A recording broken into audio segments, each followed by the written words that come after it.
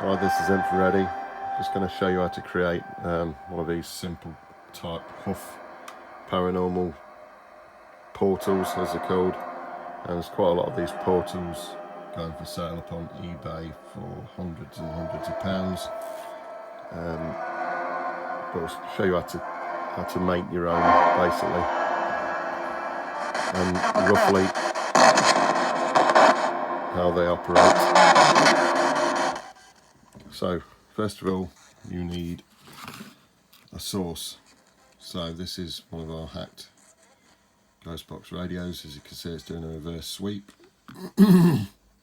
So if I turn that up, turn it up a little bit, you'll hear it performing its sweep.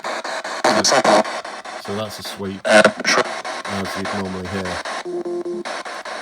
Right, so next, obviously the output from this, so you put a 3.5mm into, I think it's a quarter of the large headphone style, so you need a large headphone. And that goes into the input of a noise gate. So basically, a noise gate, what that'll achieve, so you can hear static there. The more I turn this up,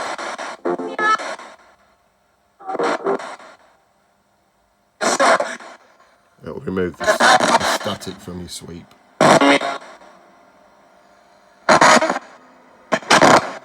And just pick up the pure reception. So that basically acts like one of our clean sweep boxes. So we've got output to input. So on the back, these are currently powered by 9 volts. You can use, to keep it portable, you can use one of these 9-volt battery boxes. The thing to remember about these is that the centre pin is actually negative and the outer pin is positive.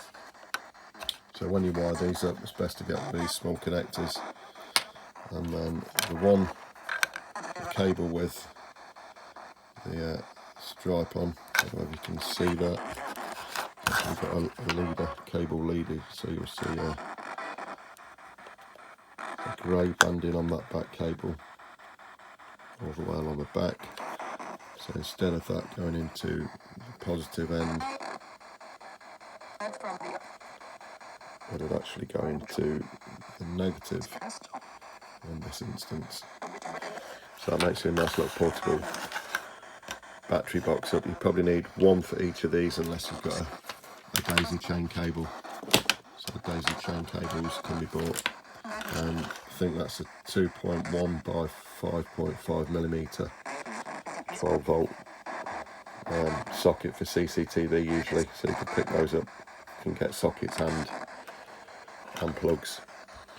So they're powered up, and then you've got the large headphone to large headphone adapters. So you can see input is indicated by the arrow in, and the output goes round, and then it goes into the input of a reverb pedal, and then the reverb, same type of patch cable, links up to the input on this little guitar amp. So these are kill switches, so if you're playing a guitar you can kill these with your foot, but obviously in this instance they'll still allow us to bypass the circuitry, but we'll put them on for this instance. We've chosen to use this nice little pedal. This is called a Motion Verb. This has got a mix button, so what it allows you to do with the mix button is start to introduce reverb. So you'll hear that starts to offset the static without the noise gate. And then if you want to reduce the static even further,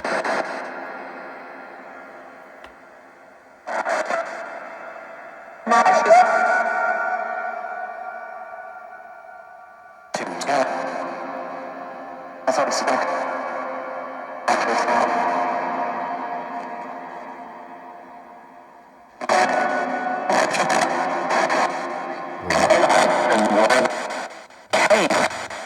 you can still get a bit of static from there. So if we turn that right up, you can even adjust the reverb more.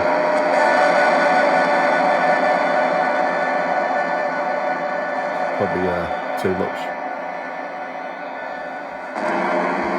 And then you've got different settings, like room, spring, shimmer.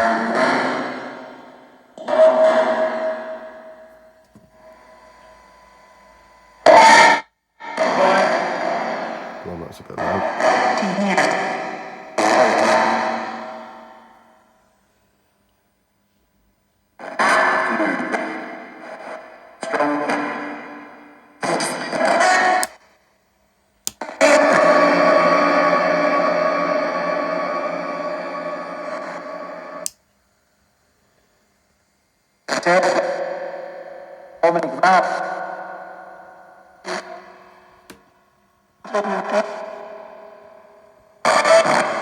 So simple as that really. So just a quick recap. So you've got source radio, 3.5mm output into the larger headphone style.